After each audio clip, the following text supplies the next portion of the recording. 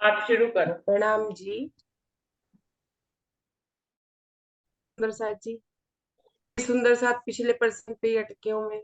वो ये कह रहे हैं कि हम लोहे का दाना कहते हैं। बहुत सुंदर साथ ने ये प्रश्न किया जिसका आंसर मैंने परसों ही दिया था, लेकिन शायद वो गहरा समझना चाहते हैं तो उस बात को थोड़ा थोड़ा सा ही समझाऊंगी मैं।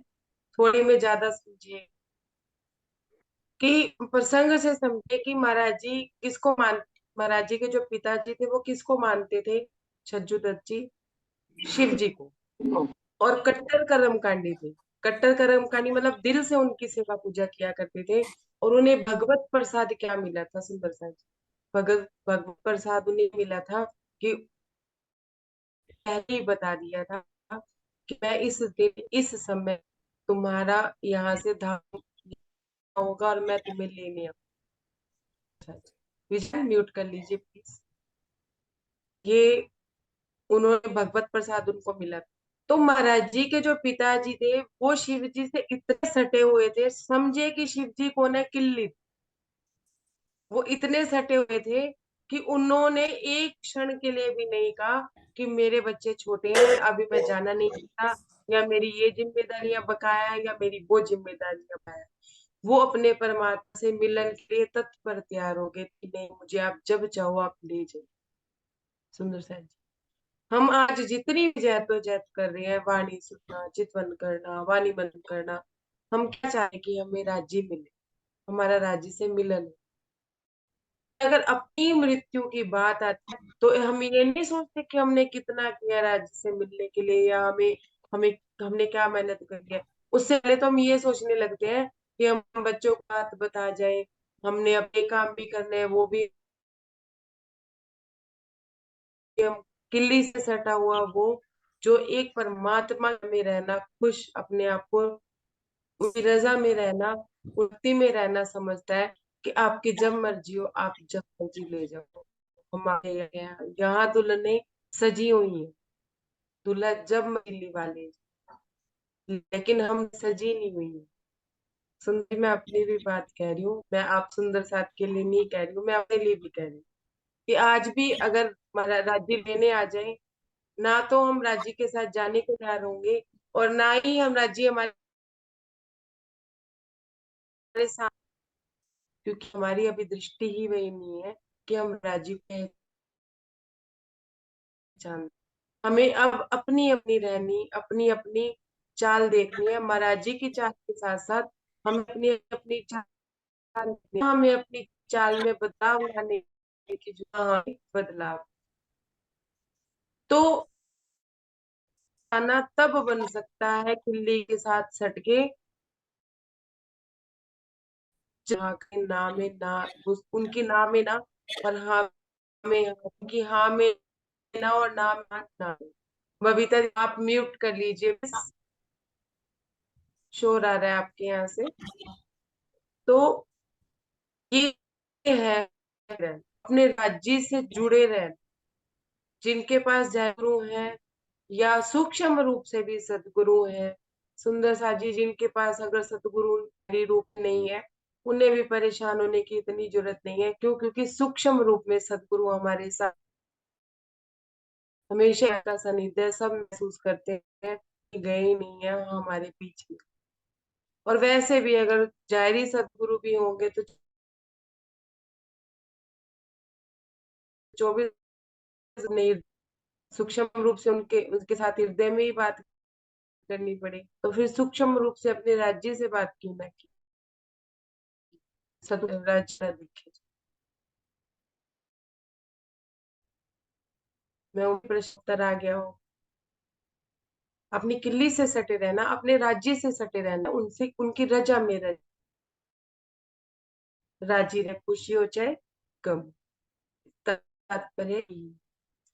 अब देखिए सुंदर सा चल रहा है उनकी माता जी का। महाराज जी कहते हैं कि मैंने इन रिश्तों की हकीकत का राज, क्या कह रहे हैं, कि माया के रिश्तों की हकीकत का राज तो मेरे सामने बचपन से ही खुल गया। किसके में गया था? उनके ताऊ जी के रूप में खुल गया।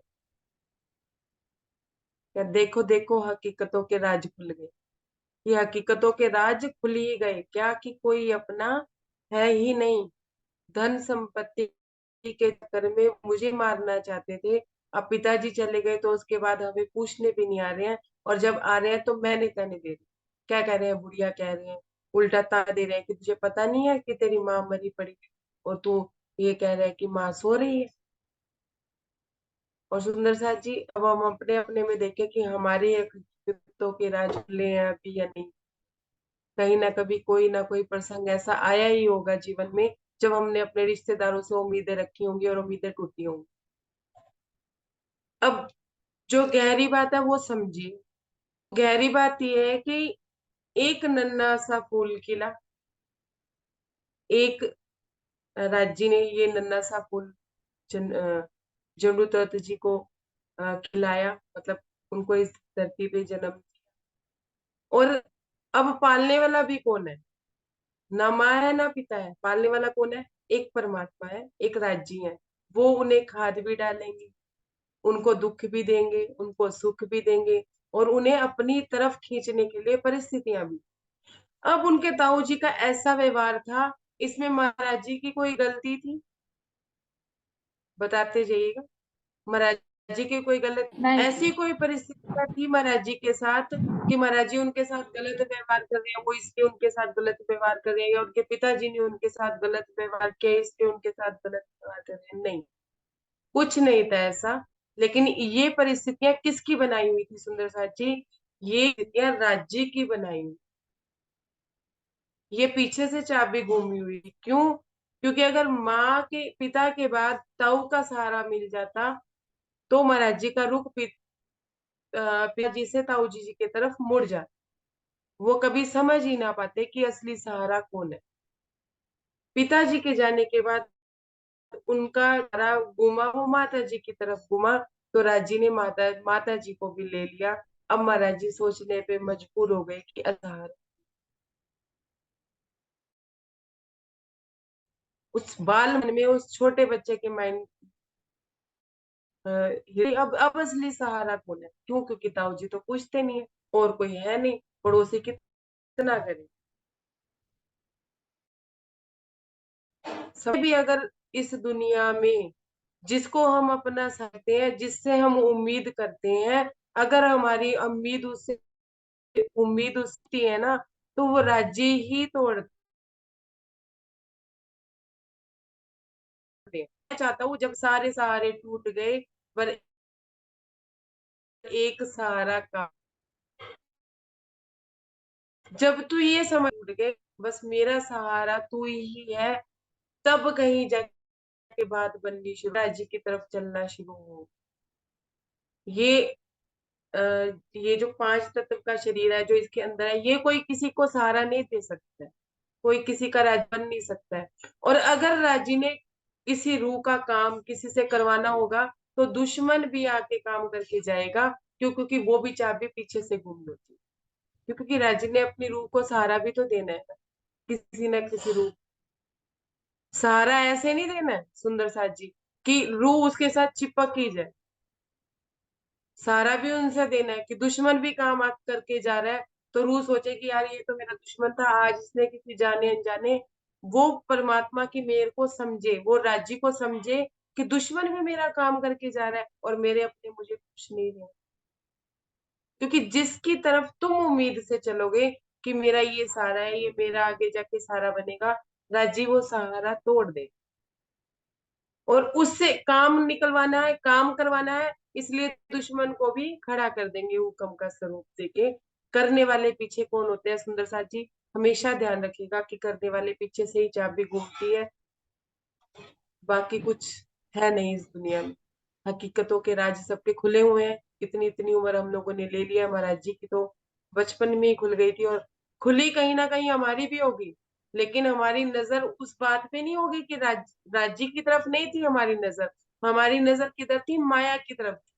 हम उन्हीं की तरफ। राज्य की जगह पे, तो हम रोने लगते, बिलखने लगते कि माँ भी मर गई, पिता भी मर गए, और उसके बाद ताऊ जी पूछते नहीं है, रो रो के वो बुरा हाल कर लेते हैं। लेकिन महाराज जी ने ऐसा नहीं किया। महाराज जी को पता चल गया कि कोई सहारा है ही नहीं, एक सहारा। महाराज जी ने बोला, मैंने नहीं बोला, उन्होंने कहा कि सभी सहारे तोड़ के ये काल ने अंत, एक सहारा शेष था, चले हम उसी के पंथ। कि मेरे लिए एक ही सहारा शेष था कि मैं उस रास्ते पे चल पड़ा।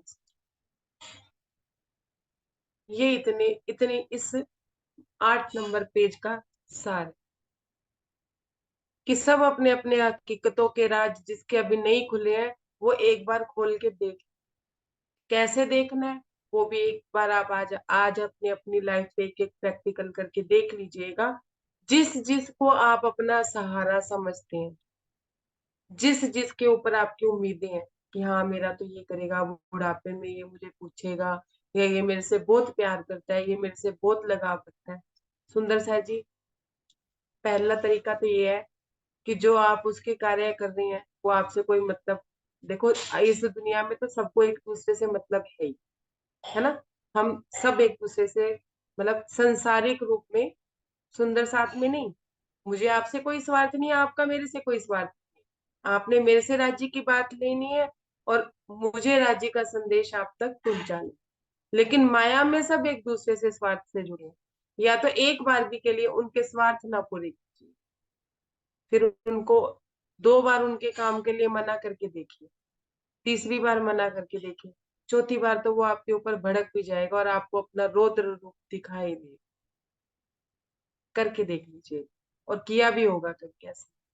कभी ऐसा हो भी जाता है कि हमारी तबीयत ठीक नहीं है, हमने नहीं किया या कोई काम नहीं हुआ तो रौद्र रूप हमने देखा। दूसरी बात सुंदर सा है जी, अगर और ज्यादा गहराई में देखना है ना, और ज्यादा अगर गहरा देखना चाहते हो, अपना जो स्वार्थ है सामने वाले से, अपने स्वार्थ को एक बार हटा दीजिए। जो जो भी स्वार्थ आप उस व्यक्ति से लेके चल रहे हैं, वो स्वार्थ को एक बार अपने से उनसे हटा दीजिए और फिर देखिए कि रौद्र रूप आपको कैसे दिखता है। रूप तो उसका पहले भी वही, लेकिन हाँ हम एक दूसरे से स्वार्थ से जुड़े थे और स्वार्थ से प्रेम व्यवहार कर रहे थे। वो प्रेम व्यवहार में एक दूसरे का स्वार्थ पूरा कर देना, कोई उसमें कोई दिक्कत नहीं है कि हम किसी का स्वार्थ पूरा कर रहे हैं, वो हमारा स्वार्थ पूरा कर रहे हैं, इसमें कोई परेशानी नहीं है। ये दुनियादारी है, प्रेम व्यवहार है, होना चाहिए। लेकिन हमें उसे ही सहारा नहीं समझ लेना चाहिए, हमें उसे उसी के तन से चिपक नहीं जाना चाहिए। सुंदर सी, मेरी बात समझ आ रही है? नहीं आ रही हो तो कृपया करके पूछ लीजिएगा। चाहे मुझे आज बात उन एक ही पेज का करना पड़े, मैं आगे नहीं बढ़ूंगी, क्योंकि इतनी गहराई वाले ये मतलब प्रसंग है, ये नहीं समझेंगे तो कैसे। अगर किसी को बात समझ ना आई हो तो मैं और तरीके से भी समझा सकती हूँ, और अगर समझ आ गई हो तो मैं आगे बढ़ू। सुंदर साथ जी, कोई इस प्रसंग को और गहराई से समझना चाहता है तो मैं वो भी मैं समझा सकती हूँ। आप लोगों की आज्ञा चाहिए मुझे। समझ आ गया तो आगे बढ़ते हैं। समझाओ। समझिए, ध्यान से समझिएगा, मेरी तरफ अपनी नजर रखिएगा। ये है, ये समझिए, ये है शीशा। क्या है ये? शीशा, मिरर है। अब ये मिरर क्या है? ये हमारा हृदय है। मेरे से पूछा था ना कि ये सूक्ष्म भीड़ कैसे हटेगी यहाँ से, वो समझिएगा। ये मिरर है, ये हमारा हृदय है। ठीक है, हमारे सामने कोई व्यक्ति आया, अमिता दीदी आई, इस मिरर में किसकी फोटो दिखेगी? अमिता दीदी। ठीक है, ये मेरे सामने आई और हमने क्या किया? हमने आपस में प्रेम व्यवहार किया। इनको जो मुझसे स्वार्थ था वो मैंने पूरा किया, और मेरे को इनसे जो स्वार्थ था वो इन्होंने पूरा किया, बात खत्म हो गई। ठीक है, अब मैंने ये किस्सा घुमा दिया अपनी बेटी की तरफ। ठीक है, अब इसमें किसकी फोटो आएगी? अब ठीक। बेटी की। अब उससे भी जो मेरा व्यवहार है वो हुआ खत्म। लेकिन हम ऐसे खत्म नहीं करते। मिरर में एक ही समय पे एक ही फोटो दिखेगी, और सब लोगों को अगर मैं मिरर दिखाऊं तो सब लोग दिखे। सुंदर सा, हम क्या हम्म। करते हैं, इस मिरर को हम क्या बना लेते हैं? कैमरा। अमिता दीदी से मेरी बातचीत हुई, हमने प्रेम व्यवहार किया एक दूसरे से। प्रेम व्यवहार भी मैं समझाऊंगी कि प्रेम व्यवहार क्या होता है और इश्क व्यवहार क्या होता है। कि हमने प्रेम व्यवहार किया, एक दूसरे का स्वार्थ पूरा किया, और हमने इसे कैमरे की तरह क्लिक कर लिया और अपने हृदय में बिठा लिया। अमिता दीदी तो अपने रास्ते में चली गई, मेरा काम करते चली, मैंने उनका काम करके वो चली गई, लेकिन मैं उसके उनके बारे में विचार रही हूँ, कितनी अच्छी है, मेरा काम कर गई है, अरे कितनी अच्छी बेटी है। मतलब अपने चेहरे में क्लिक करके मैंने उनको अपने हृदय में स्थान दे दिया, सुंदर सा। कि ये नहीं कर, काम हुआ, बात हुई, बात खत्म। अब कैमरा अमिता दीदी की तरफ है या ममता दीदी की तरफ है, इनके साथ मेरा काम हुआ, सब कुछ हुआ। उसके बाद जैसे ही ये चली गई, वापस से मिरर किसकी तरफ, राज की तरफ। तुरंत काम हुआ, बात खत्म, रात गई, बात गई, फिर राज्य से कनेक्टिविटी। समझ रहे हैं? तो आपके हृदय में भीड़ इकट्ठी नहीं होगी, लेकिन हमें सुबह से शाम तक जितना कुछ मिलता है ना, हम उसे क्लिक क्लिक क्लिक क्लिक करके अपने हृदय में भीड़ लगाए रखते, जिसकी वजह से बिल्कुल। फिर एकांत में भी सूक्ष्म भीड़ हमें परेशान करती है। क्यों? क्योंकि पहले से भीड़ अपनी जमा हमने करी है और किसी ने नहीं करी है। हमारी चाल क्या होनी चाहिए, जो काम किया ठीक है, उसके बाद राज्य। क्यों? क्योंकि मन का भी काम करने में हम लोगों को अपना ध्यान देना पड़ता है, ध्यान लगाना पड़ता है, उस तरफ हमें अपना ध्यान दे कर रखना पड़ता है। तो सुंदर सा जी, हमें अपने तन और मन में कॉम्बिनेशन, हम वाणी पढ़ रहे हैं, लेकिन हमारे हृदय में, मैं आपसे बीतक कर रही हूँ, बीतक पढ़ रही हूँ, लेकिन हृदय में कौन चल रही है, अमिता दीदी कि मेरा अच्छा काम करती गई, या ममता दीदी, या विजय वह, या माया की कोई बात चल रही है, अरे नौकरी पे ऐसा करना है, वैसा करना है। वो 1 घंटा वाणी पढ़ने का कोई अर्थ नहीं है, कोई तात्पर्य नहीं। तो हमें अपने हृदय में भीड़ इकट्ठी करनी ही नहीं। जैसे काम हुआ राज्य, जैसे काम हुआ राज्य, बस पल पल अपने राज्य को निहारना है। और अगर हम माया का कोई ऐसा काम कर रहे हैं कि हमें किसी सामने किसी पर्सन की जरूरत नहीं है, उससे हम बातचीत नहीं कर रहे हैं, तो हमारा ध्यान क्या होना चाहिए, हमारे दिल में क्या चलने चाहिए, हर समय राज्य ही चलनी चाहिए। बात दिमाग ने तो कुछ ना कुछ सोचना ही है, सुंदर। किसी बच्चे से छोटी चॉकलेट लेने के लिए ना, गंदी सी टॉफी लेने के लिए उसको बड़ी चॉकलेट देनी पड़ती है। ये हमारा मन भी बच्चे की तरह ही है। अगर इससे माया की चीज छीननी है ना, तो इसे राज्य की चीज देनी ही पड़ेगी। जितना भी सोचना है उत्तम सोचिए, सुंदर से। अपने आत्मिक स्तर को बढ़े, भले ही फिर बाहर परिस्थितियां क्या है नहीं मायने, पता ही नहीं चलेगा। जब अपने आत्मिक स्तर के ऊपर ध्यान देंगे, तो बाहरी परिस्थितियों का ध्यान नहीं रहेगा। क्योंकि हमें तो घर पे ही ध्यान दे, ध्यान सबसे समझिएगा कि हम अपने घर पे ही ध्यान देते हैं, बाहरी घर पे भी, उनके लिए, बच्चों के लिए कमाना, बच्चों के लिए करना, सब कुछ घर पे ध्यान देते हैं ना। तो अपने अंदरूनी घर पे भी ध्यान दीजिए कि अंदर वाले घर में क्या चल। सबसे पहले माया की हकीकतों के राज होंगे, उसके बाद आगे की बात। अब मैं प्रसंग को आगे बढ़ती हूँ। ये महाराज जी इसमें ये कहना चाहते थे। दूसरी बात जो महाराज जी कह रहे हैं कि हम भूखे रहे, तो 2 दिन तक हमें खाना भी नहीं मिला, गुड़ खाते थे और पानी पी के सो जाते थे। सुंदर साथ जी, आज महाराज जी हर किसी का दरवाजा खटखटा रहे हैं, ये पूछने जा रहे हैं तेरे घर कोई मरा है क्या। तो महाराज जी घर घर जाके खाना भी मांग सकते थे या नहीं मांग सकते? कहीं और ना मांग सकते हो, अपने ताऊ जी अपने चाचू के घर तो मांग ही सकते थे, अपने हाँ। चाचा। उन्होंने मांगा ऐसा, क्या उन्होंने ऐसा कि ताऊ जी हमारी माता बीमार है, आप हमें दवा दाम करा दीजिए, या मेरी नहीं, माँ ने तो कुछ नहीं खाया, नहीं। नहीं किया, नहीं किया। क्यों नहीं किया उन्होंने ऐसा? जब महाराज जी को पहले उनके साथ एक प्रसंग हुआ था कि बच्चा चोर उन्हें उठाने आया, तो समरूप के रूप में उनका स्वरूप आया। तो महाराज जी को लगा कि मांगने से क्या होगा, जब उसने आना होगा तो वो आएगा ही, और नहीं आना होगा तो मैं 10 दरवाजे बजा लूं तो भी वो नहीं। जो हमें राज्य दे देना है वो देना ही।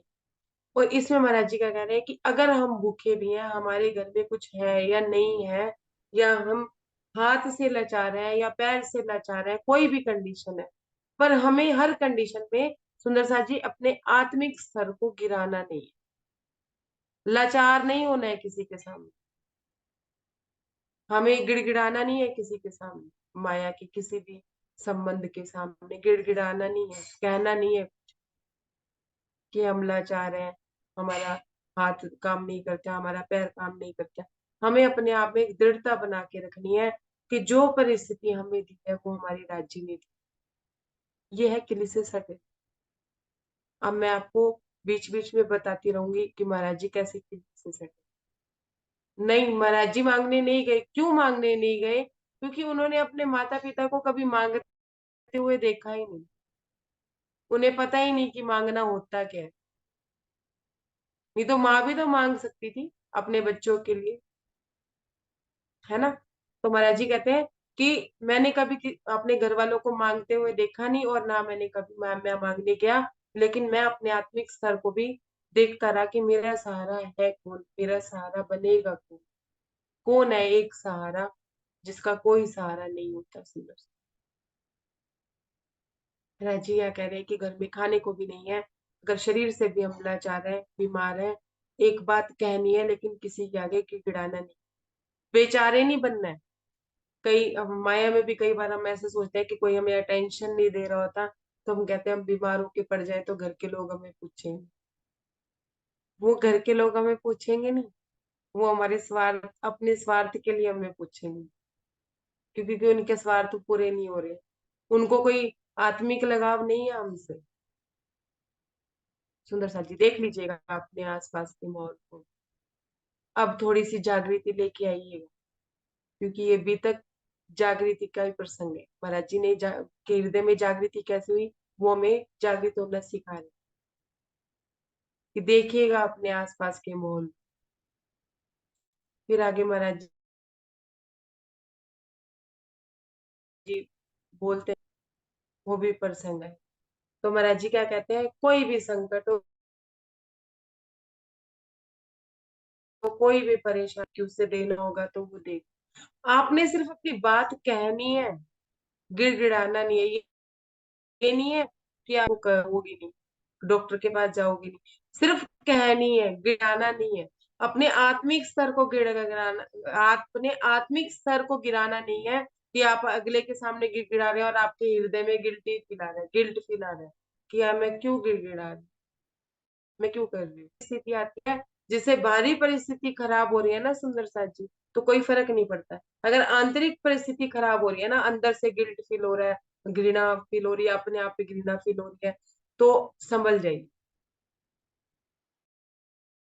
तुरंत संभल जाइए कि नहीं, आंतरिक परिस्थिति खराब नहीं होनी चाहिए, बाहरी परिस्थिति भले कितनी खराब। समझ रहे हैं आप बात को? समझ आ रही है मेरी बात? जी, समझ आ रहा है। अच्छी जी भी तक आगे गिराती चली जाएगी, तो इसलिए जो प्रसंग ना समझ जाए वो पूछ बेटर है, क्योंकि एक प्रसंग से अगला प्रसंग जुड़ा है, फिर नहीं समझ आएगा आगे का। महाराज जी कहते हैं, माँ बीमार हो गई, काल पक्ष में ऐसा वेग उठा, मौत का ऐसा उठा कि चारों तरफ, देश के चारों तरफ मौत का ही तांडव, काल का ही तांडव। हर घर में मौत, हर घर में मैं हर किसी को मरते देखते थे, अजल मजल देने वाला भी कोई नहीं बचा। नरसिंह महाराज ने कितने छोटेपन में देख, और उन्हें आ गया कि मृत्यु तो आनी ही है नहीं। हम आज भी क्या सोचते हैं, अभी हमारे 20 साल पड़े, हमारे 10 साल पड़े। महाराज जी ने छोटे बच्चे से लेके बड़ों तक की मृत्यु को देखा, तो महाराज जी को ये लगा, महाराज जी कहते हैं मुझे ये महसूस हुआ कि कीड़े मकोड़ों की तरह, कीड़े मकोड़ों की भांति लोग मतलब कोई ये नहीं है कि किसी की उम्र नहीं है या किसी का कुछ भी नहीं है, कोई भी एज हो सकती है जिसमें मृत्यु आ सकती है। इसलिए उन्हें अपनी माँ की मृत्यु का भी नहीं लगा, लेकिन उन्हें अपने आप में ये लगा कि मृत्यु तो कभी भी काल का ग्रास बन के आ सकती है, हमें क्या बनना है, लोहे अपने परमात्मा से सटे हुए। और हम अपने सामने मरते हुए कोई देख के भी हम ये सोचते हैं नहीं अभी हमारे पास समय है, इस जन्म में नहीं तो अगले जन्म में अपना कार्य पूरा कर, हम ऐसा समझते हैं सुंदर सा। भरोसा एक दिन का भी नहीं। अब क्या कह रहे हैं आगे महाराज जी कि गलियों में गलियां सुननी पड़ी, घरों में लोग ऐसे दुब के बैठे थे कि बाहर निकलते नहीं थे, और जो घरों में नहीं रह सकते वो जंगल में भी भाग निकलते। अब महाराज जी ने ऐसी बात बोली कि घर छोड़ छोड़ के भी लोग जंगलों में भाग जाते कि वहां पे मौत नहीं आएगी। लेकिन सुंदर साथ जी जहां मौत आनी होगी वहां आएगी, पर वही है धरती की पुकार है, जिसकी धरती जिस धरती पे लिखी है उस धरती पे मौत तो आनी ही है। इसके प्रसंग तो बहुत सुने हुए हैं कि जहां जाना होता है वहां जाना होता है। महाराज जी कहते हैं कि हमारी परम स्नेही बीमार हो गई, ना दवा थी ना दारू थी। महाराज जी कहते हैं कि वो कू कू करती थी तो मैं उन्हें पानी पिला दिया करती, कि माँ दर्द के मारे या शरीर में दर्द होता था तो कहारती थी तो माँ पिता सॉरी महाराज जी उनको पानी पिला दिया करते थे चम्मच से। फिर एक समय पे क्या हुआ कि उनकी माँ की मृत्यु हो गई और उनकी माँ का मुंह खुला ही रह गया। तो महाराज जी कहते हैं मैं अपनी तरफ से ही हर 10 मिनट में या हर 1 घंटे में मैं खुद ही चम्मच से पानी पिला दिया करती। सुंदर साथ जी यहाँ से महाराज जी का सेवा भाव देखिए। महाराज जी को नहीं पता कि उनकी माँ चल बसी, लेकिन फिर भी उनमें सेवा भाव है कि मुझे मेरी माँ की सेवा कर, निस्वार्थ, कोई स्वार्थ नहीं। क्या स्वार्थ होता है एक बीमार व्यक्ति से सामने वाले व्यक्ति को क्या स्वार्थ हो? देख लीजिए, अगर बुढ़ापे में हम लोग या हमने अपने आसपास का माहौल देखा ही है, जब ज्यादा बीमार होते हैं ना तो घर के लोग भी कैसे खाना देते हैं, कैसे लाचार हो जाते हैं, कैसे लाचार बना देते हैं। एक बीमारी की लाचारी, एक अपनों के व्यवहार की लाचारी। कभी ना कभी कोई तो बीमार पड़ा ही होगा। लेकिन महाराज जी क्या कहते हैं, मैं वहीं बैठी, जब उनको पता ही था कि उनकी माँ उन्हें खिला पिला भी नहीं पा रही है, उनको पाल ही नहीं पा रही है और हमारे लिए भी रोती रहती है, फिर भी महाराज जी अपनी माता जी के पास बैठे निस्वार्थ से उनकी सेवा कर रहे हैं। महाराज जी हमें ये संदेश देना चाहते हैं कि हमें निस्वार्थ भाव से सेवा करनी चाहिए, स्वार्थ नहीं रखना चाहिए। एक सुंदर साथ ने मुझसे प्रश्न किया था कि अगर हम राज्य से जुड़ जाएं तो क्या हमें कर्मों का फल नहीं मिलेगा? क्यों? क्योंकि एक चौपाई में लिखा है, करनी कर्म कछु ना रहा धनी बड़े कृपान। कि आप कहते हैं कि हमें कर्मों का फल नहीं मिलेगा, हमें कर्म नहीं भोगने पड़ेंगे, या हमें मतलब हम कर्मों से रहित है। सुंदर साथ जी, हमें अपने कर्मों के फल कब नहीं भोगने? जब हम निस्वार्थ भाव से अपना कर्म करेंगे और फल की इच्छा नहीं रखेंगे, तो हमें अपने कर्मों का भोग नहीं भोगना। और अगर हम हर कर्म के पीछे कोई ना कोई स्वार्थ रखेंगे, कोई ना कोई स्वार्थ रहेगा किसी सेवा के प्रति, या घर में भी हम स्वार्थ रख के सेवा करेंगे, क्योंकि घर में जो 4 सदस्य है ना उनकी भी सेवा हमने निस्वार्थी करनी है। नहीं कि वो हमें हम सबको खाना डाल डाल के दे रहे हैं, खाना बना बना के दे रहे हैं, तो ये इतना भी स्वार्थ नहीं रखना कि अब मैं थक गई हूँ कि कोई आके मुझे ये कहे ये लो थाली तुम खा लो। अगर कोई दे दे तो उसे राज्य की मेहर समझिए कि राज्य ने पीछे से चाबी घुमाई है, राज्य ध्यान रखे। अगर कोई ना दे तो ये ना दुख लीजिए अपने मन में कि कोई मुझे पूछता नहीं, कोई मुझे करता नहीं। अरे कोई किसी को यहाँ पूछता ही नहीं है, पूछते तो सिर्फ एक राज्य है। राज्य चाबी घुमाते हैं तो सारे सामने वाले प्रेम व्यवहार करते हैं। इस बात को अच्छे से समझ लीजिए। अगर राजी चाबी नहीं घुमाएंगे ना, आप किसी के चरणों में भी पड़े रहे, उनकी कितनी भी सेवा कर लीजिए, वो आपको पूछेगा भी नहीं। क्यों? क्योंकि पीछे से चाबी नहीं घूमी हुई। आप राज्य के अलावा किसको देख रहे हैं? उस व्यक्ति को देख। और राजी हमारे हम राज्य का अर्धांग है, और राज्य कैसे हमें मतलब अपने होते हुए किसी और का सहारा लेने देंगे? प्रसाद जी वो तो सहारा छीन लेंगे।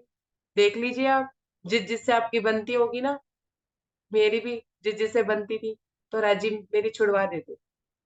कोई ना कोई ऐसी बात हो जाती थी कि या तो मुझे अवगुण दिख जाते थे या उनको मेरे अवगुण दिख जाते थे, और हमारा डिस्पैच हो जाता। क्यों? क्योंकि राजी अपने अलावा किसी का सहारा लेने नहीं। वो नहीं चाहते कि मेरी रूह इधर ताका झाकी करे, उधर ताका झाकी करे। पहले दिन ही महाराज जी ने बोला कि जीव सृष्टि क्या है, कवारी, लेकिन हम कवारे नहीं है सुंदर साहब जी, हमारा खावंद है। और संसारिक पति भी ना, पत्नी अगर किसी गैर मर्द से बात कर रही हो, 10 सवाल पूछ रहेगा कि क्या पूछ रहा था वो, और तुम्हें जवाब देने की क्या जरूरत थी, कुछ भी कह के टाल देती। 10 मिनट हो गए तुम्हें उस अनजान व्यक्ति से बात करते हुए। हवा भी, हम आजकल के आशिक तो ऐसे कहते हैं, हवा भी गुजर के जाती है तो हमें दुख लगता है। ऐसी आशिकी करते हैं ना आजकल के बच्चे भी। और हमारा खामन, हम किसी और को सहारा समझे और वो चुपचाप बैठे रहे, ऐसा कैसे हो सकता है। राजी कहते हैं कर सहारे, मैं भी देखता हूँ कि कौन सा सहारा तेरे को मिलता है, समझिएगा। तो वो सारे सारे सारे छीनते हैं जिसपे हम अपनी नजर रखते हैं। अच्छा, हम नजर ना रखें, सारे सहारे ही बन जाते हैं। क्यों बन जाते हैं? क्योंकि राज्य को हमारे काम भी तो करवाने हैं।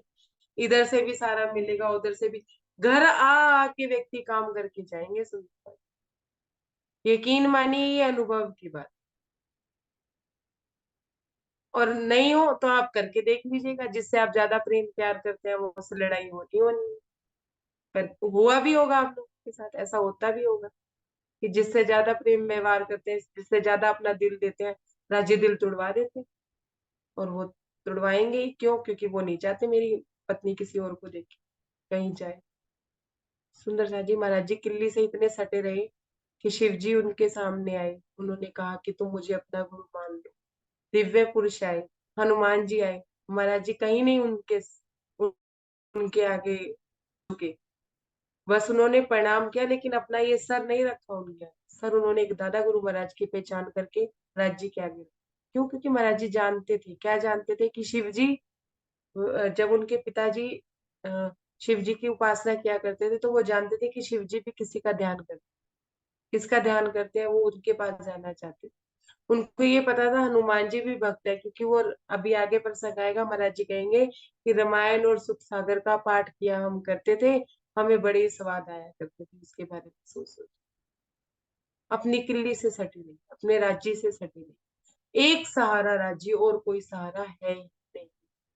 इस बात को जितनी जल्दी समझ लेंगे, जितनी जल्दी अपनी किल्ली को पकड़ देंगे, उतनी जल्दी राज्य से हमारी मुलाकात हो जाएगी। तो ये भी तक हमें यही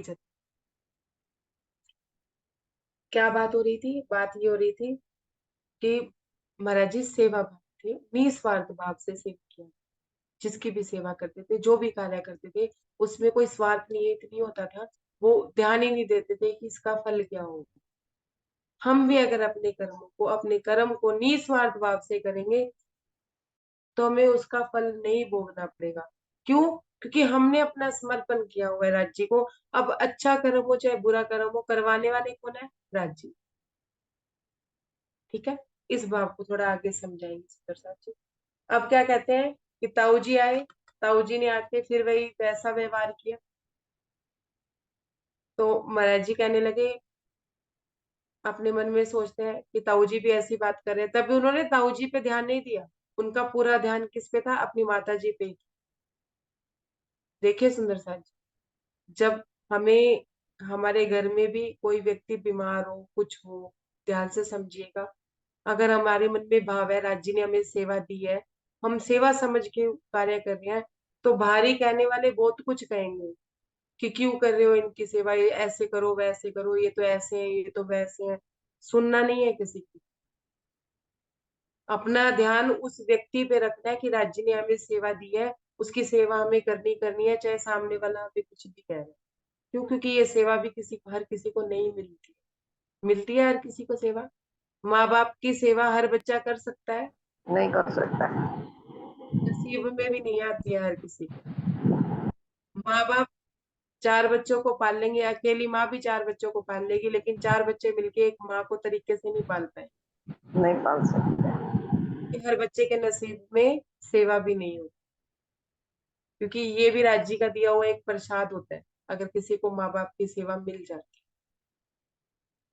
तो इसलिए हमें निस्वार्थ भाव से सेवा करनी है। भले ही फिर जो सेवा करवाने वाला है वो भी हमारे सिर पे सवार हो, कोई फर्क नहीं पड़ता। वो अगर हमारे साथ, देखे सुंदर साथ जी, सेवा अगर आप माया में भी सेवा समझ के करेंगे या धर्म में सेवा समझ के करेंगे, ध्यान से समझ लीजिए इस बात, तो राज्य सेवा की अति करेंगे। सेवा की अति कैसे? हम तो सेवा कर रहे हैं, सामने वाला अधिकार समझ रहा है कि नहीं नहीं हमने तो इससे सेवा करवानी ही करवानी है। अति करेंगे, क्यों करेंगे? क्योंकि ये परीक्षा चल रही है कि मेरी रूह कब डगमगाती है। समझ रहे हैं आप? हम अगर घर में भी किसी की सेवा करते हैं, हम तो सेवा समझ के कर रहे हैं, सामने वाला अधिकार समझ रहा है कि भाई इनका तो कर्तव्य है, ये करेंगे ही करें, चाहे माँ बाप ही है। हम अगर सेवा समझ के भी बच्चों को पाल रहे हैं तो बच्चे क्या कहते हैं, ये तो आपका कर्तव्य है, आप तो हमें करके दोगी, कमा के दोगी, है। और धर्म में भी अगर सेवा करते हैं तो सामने वाला अधिकार समझता ही है, अधिकार समझने लग जाता है, अति करता ही है, सेवा की अति होती ही है। और सेवा की अति में ही राजी क्या कहते हैं, जब तुम्हारा तन उठना शुरू हो जाएगा ना, सेवा करनी शुरू हो जाएगी, मतलब सेवा की अति होनी शुरू हो जाएगी, तब कहीं जाके तुम्हारा वजूद बनेगा। सुंदर सा जी, पीर के लायक भी तो वजूद भी तो महाराज जी को क्या जरूरत थी इतना इतना समय भूखे रहने की? क्या उन्हें ठंड नहीं लगती, गर्मी नहीं लगती थी? लेकिन उनका भी तो वजूद बना था, तब कहीं जाके दादा गुरु महाराज मिले थे, जब वो विदेही हो गए थे।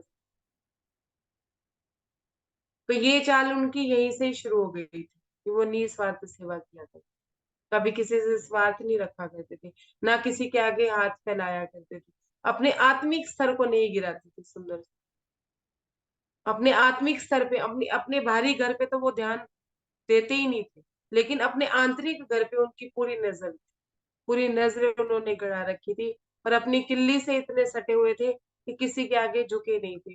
कितने गुरु उनके जीवन में आए, लेकिन वो नहीं किसी के आगे झुके, किसी को ना उन्होंने गुरु धारण नहीं किया, जब तक उन्हें पूर्ण अति पूर्ण सदगुरु नहीं मिले। और हम लोग कहाँ कहाँ भटकते हैं वो भी महाराज जी हमें बताएंगे। तो क्या कहते हैं कि फिर कहाँ चले गए, बनिए के सुनार के पास चले गए, वहां से उन्होंने चुन लिया महाराज जी ने। जब ताऊ जी को देख के, ताऊ जी ने इतना भी नहीं कहा कि तुम अपनी माँ के पास बैठो, इनके पिंड विंड बनाओ, मैं तुम्हें विधि बता देता हूँ, मैं गाड़ी का पता कर रखा। इसमें महाराज जी हमें ये बताते हैं कि अपने जीवन की भागम भाग में खुद ही करनी, अपने जीवन में अपने जीवन को चलाने के लिए या अपने आत्मिक स्तर को बढ़ाने के लिए दौड़ हमें स्वयं ही करनी पड़ेगी। कोई बाहर का बंदा दौड़ नहीं कर सकता, आप मेरी जगह दौड़ नहीं कर सकते, मैं आपकी जगह दौड़ नहीं कर सकती। आपको अपनी दौड़, अपनी चाल खुद ही चलनी पड़ेगी, हमें अपनी चाल खुद ही चलनी, दौड़ भी हमें ही लगानी है। मेरे खाना खाने से आपका पेट नहीं भरेगा और आपके खाना खाने से हमारा पेट नहीं, हम